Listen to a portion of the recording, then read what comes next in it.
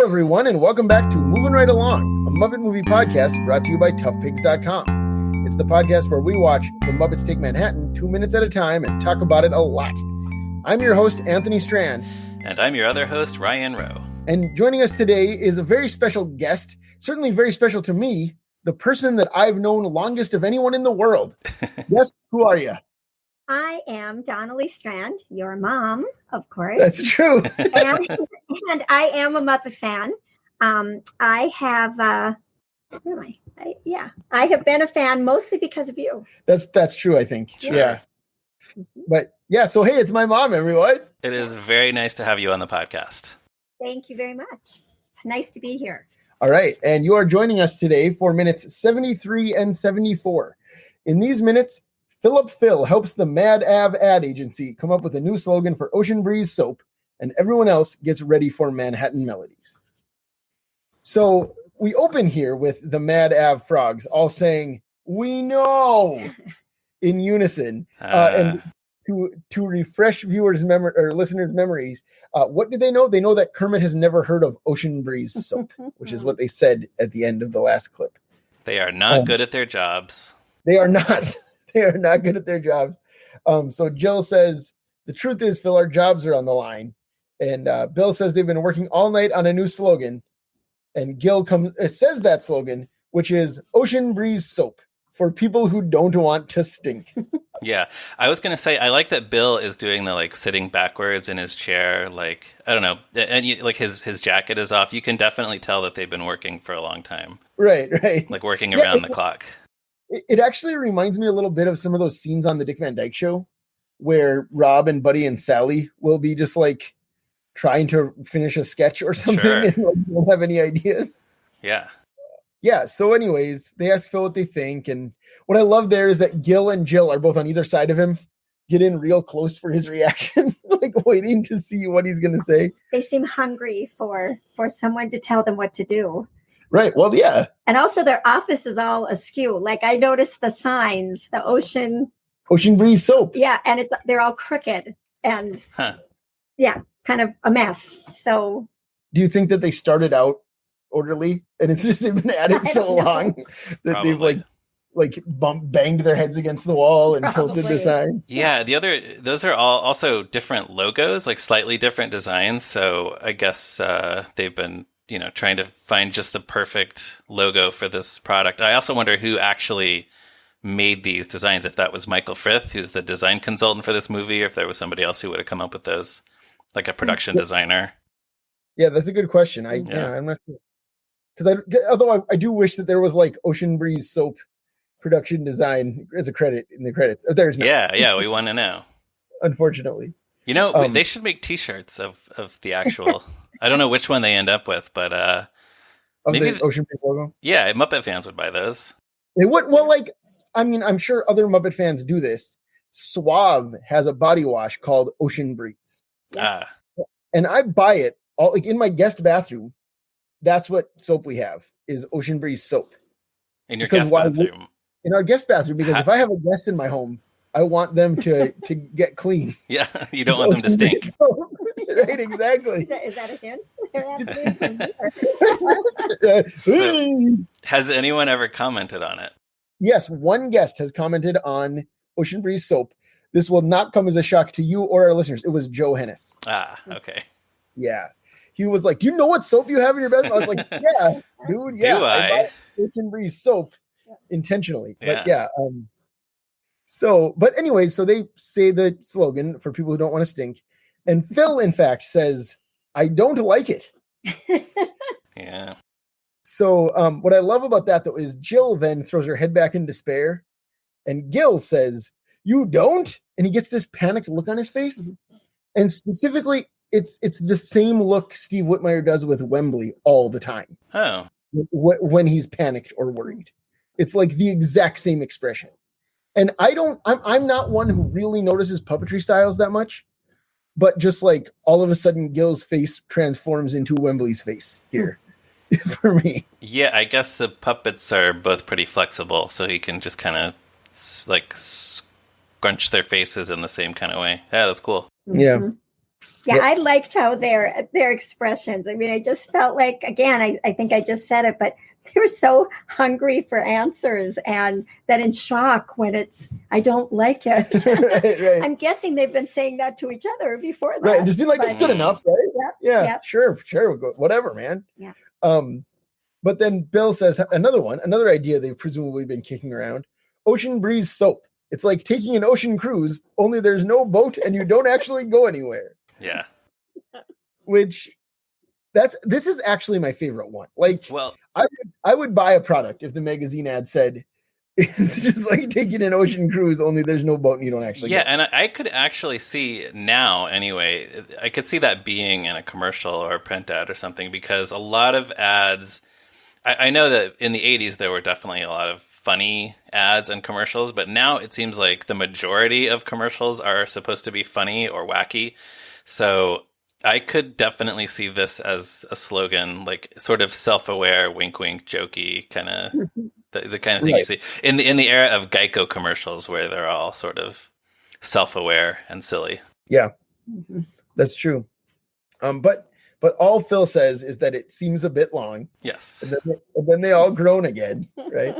But what Phil says then is, have you tried something simple like, as I've already alluded to, Ocean Breeze soap will get you clean?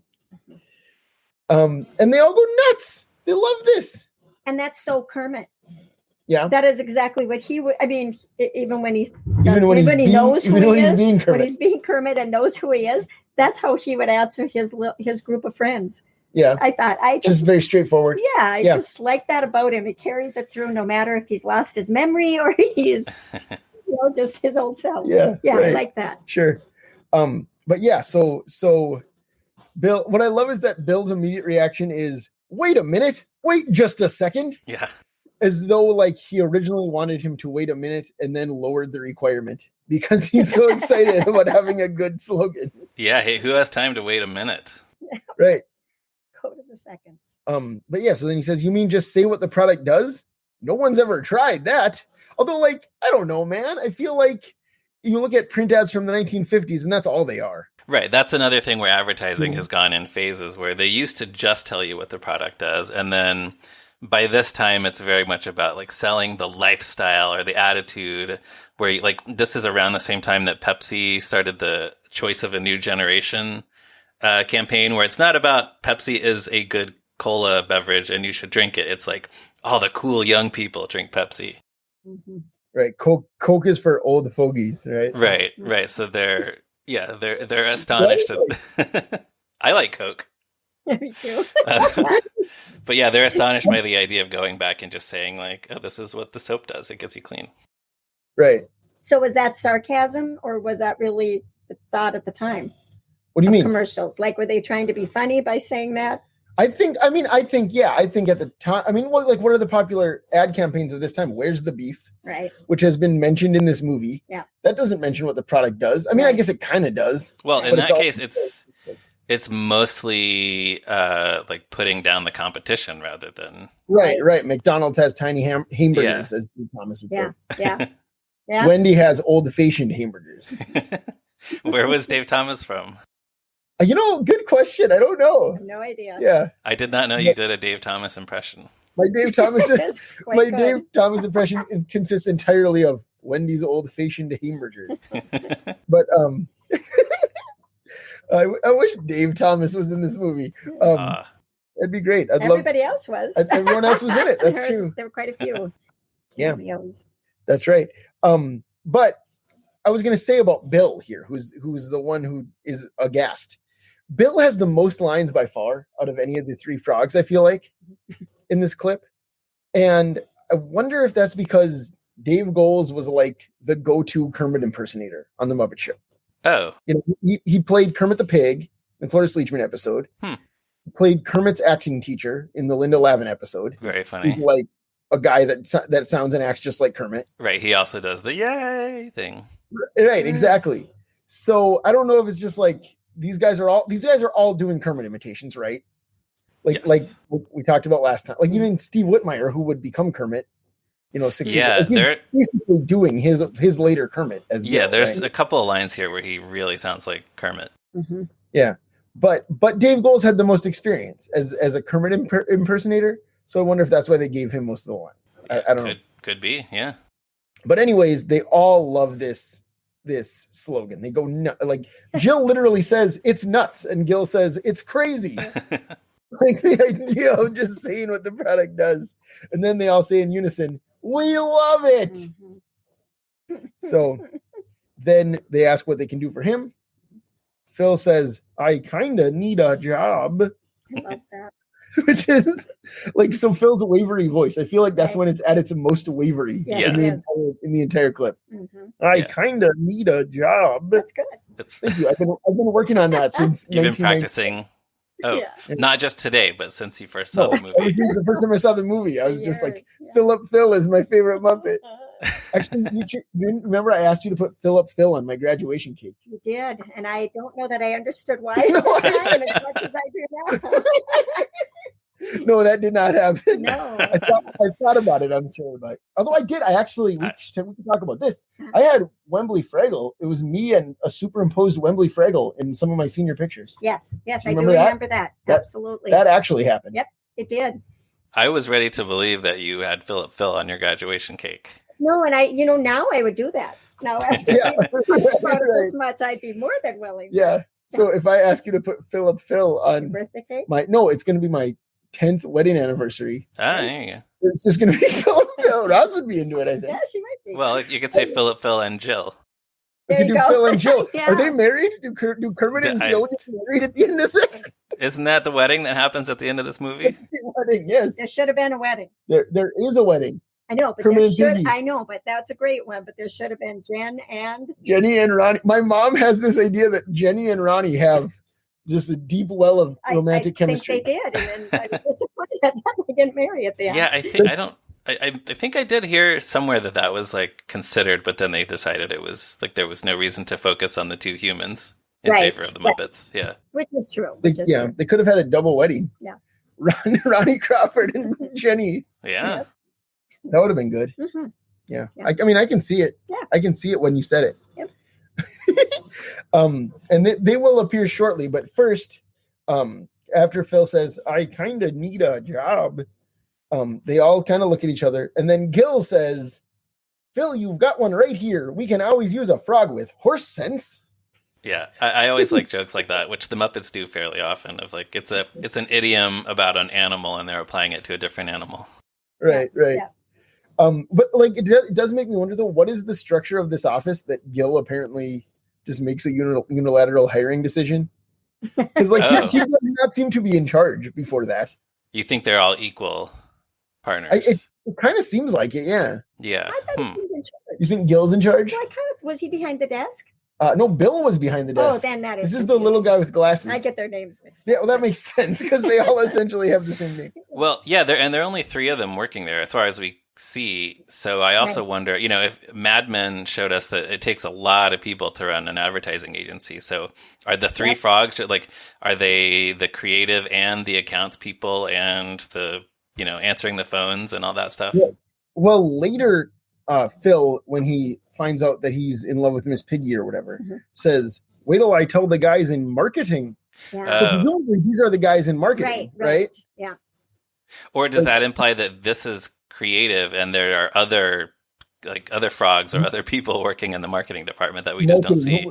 Yeah, because it's been a while. It's like 2 weeks, I guess, right? Mm-hmm. Like, doesn't Ronnie say the show is opening in 2 weeks? I think that's right. Yeah. But so anyways, they all are excited. They welcome Phil aboard and pat him on the back. They all nod happily. I love that it's a classic example of the Muppet nod, where they're all just like looking at each other and nodding. Yeah. Yeah. Right.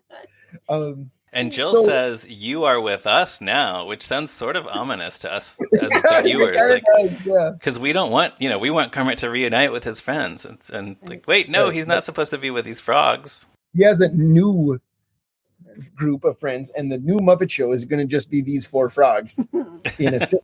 It's going to be like a Taxi-esque sitcom. Actually, that could work. It could. I'd watch it. Throw honestly. in a few wacky supporting characters. Yeah. Yeah. All frogs. I don't know. and all frogs with hair except for Kermit, right? Yes, yeah, I noticed that. It's so funny. Yeah. Kermit had no hair, and they all Kermit, did. Kermit, and most Muppet frogs don't have hair. But this crew did. They do. The hairy Muppeting group. That's how you get a job in marketing. And like Phil has a hat on, that's why they don't know. Right. That he doesn't have any hair. Yeah, he could just be bald. He could. Mm-hmm. He is, as it turns out. So, any other thoughts about the Mad Av ad agency scene before we move on? Either of you? I just wanted to. So, I mentioned in a previous episode that we forgot or didn't talk about the I Heart New York t-shirt that Animal wore in a previous scene. There is, I forgot to mark the exact time, but in this clip, you can see a mug that has the I Heart New York logo on it. So just to mention that, because it's semi-interesting, there is an entry on that Bowery Boys blog that talks about the filming locations for this movie that mentions this. The I Heart New York logo, it was created in 1977 by graphic designer Milton Glaser. I sort of think of it as being older than that, but so that means that when this movie was made, it was like, 6 or 7 years old only. So, and also Milton Glaser, he designed a ton of other logos for businesses and schools and things. I always think of him as the guy who designed the DC Bullet. Yes. Which was the DC Comics logo from 1976 until 2005. Yes. And which should still be the DC Comics logo. It should. There was no reason to drop it. Yeah. I mean, they've gone through a few since then, but that was the logo for years and years. Yeah, it was like almost 30 years. And in the 15 years since, they've gone through like 3 different ones. Yeah, none of which are as good. Yeah, they should just go back to it. Yeah. Yeah, it was the one where it's like the letter D peeling back to show the letter C. That one's not good. Come on. That's terrible. I hate that. Bring back the Milton Glaser bullet. But anyway, the Bowery Boys blog also says, the irony of loving a particular city that was in serious social and financial crisis was not lost on the designer. It was the mid-70s, a terrible moment in the city. Morale was at the bottom of the pit, Glaser said in an interview. Then suddenly the city simultaneously got fed up and said, it's our city, we're going to take it back, we're not going to allow this stuff to happen. And part of that was this campaign. So he actually gave away the rights to this design. So he didn't make any money. All the t-shirts that have been sold, all the mugs, like the one on Bill's desk, like the t-shirt that Animal was wearing, Milton Glaser never made any money on that. It was just sort of like his gift to the city. Wow. It's neat. So, yeah, I thought that was interesting. It is. That's awesome. Yeah. But so anyways, we then cut to the Biltmore Theater, the outside of the Biltmore Theater, where the marquee for Manhattan Melodies is going up. We see Statler and Waldorf outside. Statler says, well, Waldorf, they finally made it to Broadway. Waldorf, yep, and I already got tickets. You did? Are they good seats? They sure are. They're for the next train out of town. Yeah. And then they both laugh, which is a solid Statler and Waldorf bit. Yeah. That is a good Statler and Waldorf joke. And actually, in the March 7th, 1983 draft of the screenplay, there was a different joke that was not as good. Waldorf says, hey, Statler, I wonder how much the tickets are. And Statler says, if they're free, they're overpriced. That's not bad. Yeah. It's fine, but it's just kind of the typical, like, hey, do we like this thing? No, we don't like this thing. Right, but and I believe, I guess we'll see when we get there. But I was looking for it when we watched it this morning with my kids. I don't believe they're at the theater later. So like, I think they really did take the next train out of town. Yeah, you know? we don't see them in the audience. Right, which is kind of fun. Yeah. But anyway, so while we're here, this is the first time we see the exterior of the Biltmore Theater in the movie. The Biltmore Theater was, of course, a real theater on Broadway. It opened in 1925. It's still operation. I mean, Broadway's dark still as we're recording this, of course, but up until 2020 and hopefully into the future, it will be open. And it was renamed the Samuel J. Friedman Theater after a theater publicist in 2008. So that's what it is now, Samuel J. Friedman Theater. Yeah, it has not been open continuously since 1925. It had some sort of some dark years, but it's it's been bought and refurbished. Right. The one that I thought was really fascinating is that if throughout the 50s, CBS used it as a radio venue. CBS recorded radio shows there. Yeah, radio and television. Were you able to find any specific productions that were... Yeah, I didn't see any but I'd love No, to I know. wasn't. I'd love to know what radio and TV they filmed there or recorded there. Right. Yeah. Right. Could you hear, X-1 like recorded? Yeah. Was that on CBS? That was that might have been on NBC. I'm not sure. I wish I knew old time radio better. X-1, the sci-fi anthology series. Sci-fi anthology series of which Ryan and I are both fans. Yes. And which you bought me a tape. So I'm there, and I'm a fan as well. So you're a fan because you bought me the Radio Spirits 60 greatest old-time radio shows of the 20th century or something, introduced by Walter. Okay, you got me that for my birthday when I was in about 9th grade. Wow, and good for me. And there was an X-1 on there. Wow, and it was a good one. Yeah, and I can't help you out with this because even though I'm your mom, I'm not old enough to know those old-time radio. No, that's before your time. I know. Just wanted to make sure everyone knew that. It's my mom's birthday today. She's 26 years old. Yeah. Happy birthday. Thank you. Yep. All right. No, but anyways, so when the theater was a Broadway theater, though, it did host some notable productions over the years. Some, like I was looking at, I'm not going to list every show that ever played there, but the first U.S. production of Jean-Paul Sartre's No Exit in 1946 was at the Biltmore. Barefoot in the Park ran there for 4 years, 1963 to 67, which is the longest run any Neil Simon show had on Broadway. Huh. Really? Yeah. Huh. 4 years. I mean, that's a long, for a comedy. It's not a musical, It's a fun show. It's a fun movie. I haven't seen the play. Yeah, the movie is good. But and then less fun, as far as I'm concerned, Hair debuted there in 1968. Yeah, I've actually seen two different productions of Hair in New York City, but neither one was at this theater. And neither one was in 1968. Correct. I'm not that old. I imagine. And then the other one, so Paul Zindell's The Effect of Gamma Rays on Man in the Moon Marigolds. I love that title. Had its Broadway debut there in 1978, which Paul Zindell, he wrote The Pigman. I've heard of this. Yeah, you've heard of that play? Yeah, I have. Yeah. Yep. Did I read The Pigman in your class? No. Yeah, I read it in 5th grade. Yeah, it must have been. I don't know. My mom was my 4th grade teacher. I should say that to the audience. So that's why I said in your class to my mother just now. Yeah, sorry, I think I stepped on that a little bit. She was your 4th grade teacher, you said. She was my 4th grade teacher. That's right. Cool. So that's who our guest is this week. It's my 4th grade teacher. Yes. Mrs. Strand. Oh, I should see if my 4th grade teacher wants to be on the podcast. You said that's a very pivotal year. That's a good year. Oh, absolutely. I should track down Mrs. Birdwell. Yeah, Mrs. Birdwell. Yeah. That's awesome. That's a great. I also wanted to say the effect of gamma rays on Man in the Moon Marigolds. That is a great clue if you're ever playing charades, where you have to get the other team to have to make their team guess the title. Yeah, that would be a good challenge. Yeah, it's a good one. Yeah, that makes sense. And then it was also saw the debuts of two musicals that seem like poor choices for musicals. The Doonesbury musical debuted there in 1983. Yeah, which had something. Very short run indeed. And then a musical based on To Be or Not to Be, the Ernst Lubitsch movie in 2008, which is one of those things where like Mel Brooks starred in the remake of that movie in 1983. So I have to imagine that it was like The Producers is a hit. What else is related that we could make a musical? To Be or Not to Be, Yeah. But that was 2008. So those are just some of the many shows you could have caught at the Biltmore. You could not, of course, catch Manhattan Melodies there because it does not exist. It was not a real show, sadly. Right.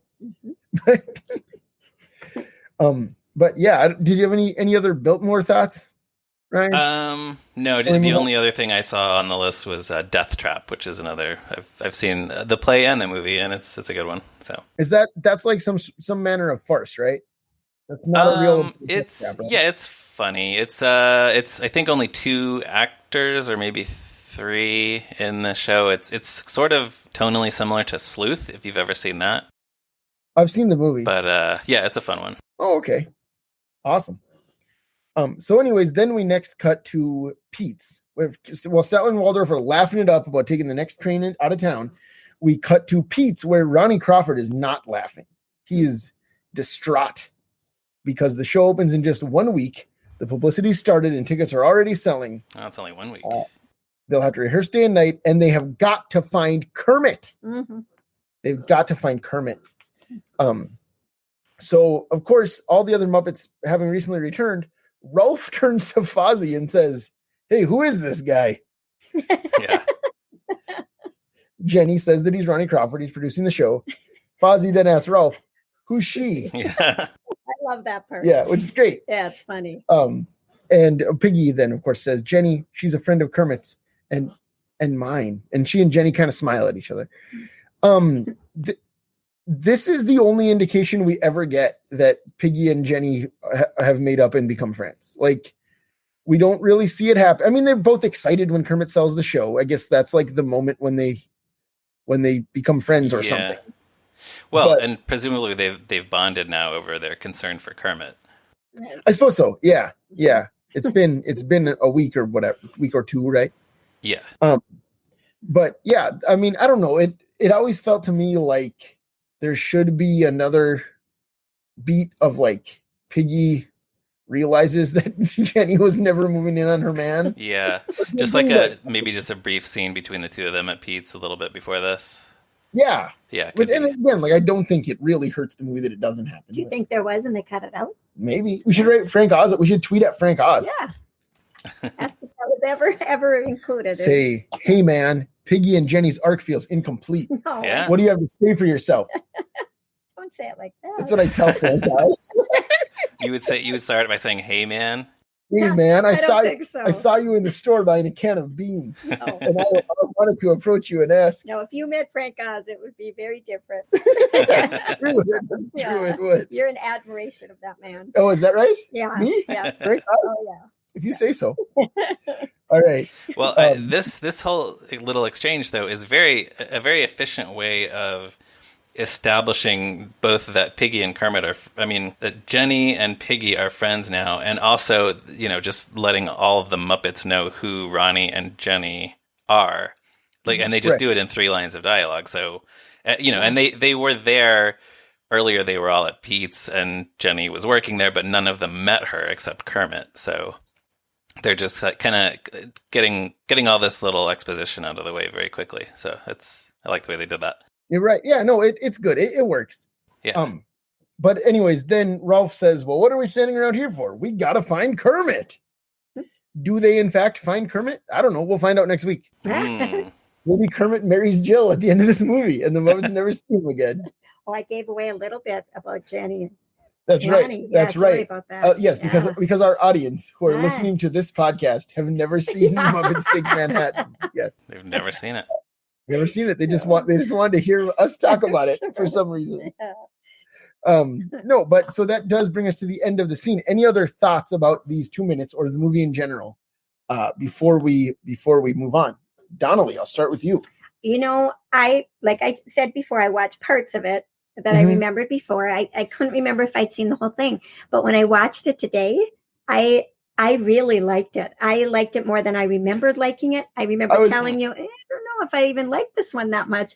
And honestly, it made me laugh out loud. And any movie that makes me laugh out loud is good. It's a good movie. Yeah, so, I was so pleased by how much you enjoyed it. It's very fun. Yeah. Mm-hmm.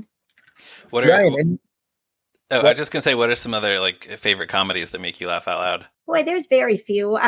Mel Brooks, some of his stuff did make me laugh out. Sure. Is that Frankenstein? Young Frankenstein? Yeah, Young Frankenstein makes me laugh right out loud. Can I tell you which ones I was thinking of? Sure. Singing in the Rain.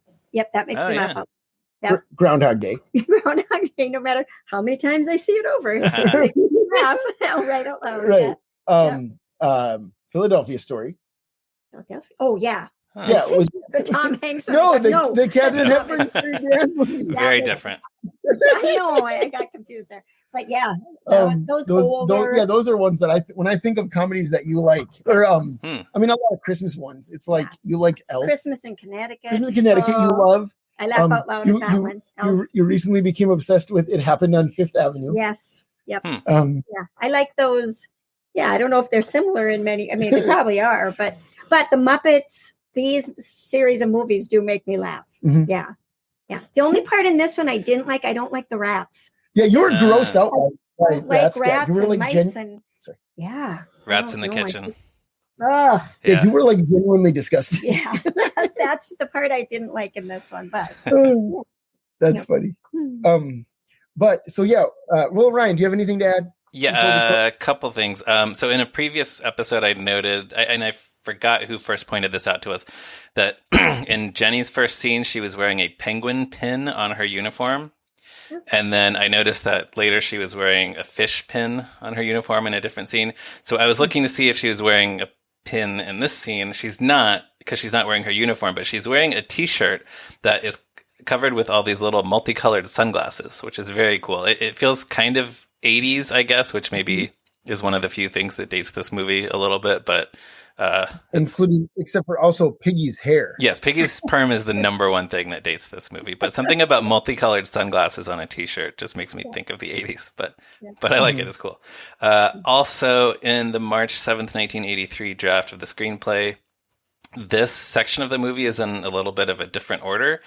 And the equivalent of this scene at Pete starts with all the Muppets already having been told that Kermit is missing.